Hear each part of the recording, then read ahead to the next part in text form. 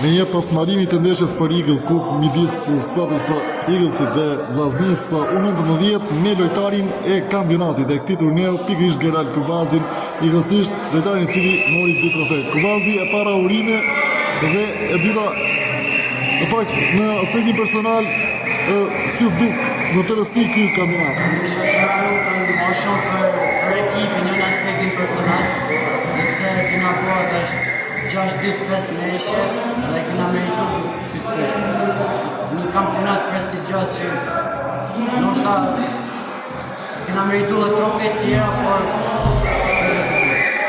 Jo thatë, ka qenë një stërmundim ky kampionat, por duket në fakt që ja dolet.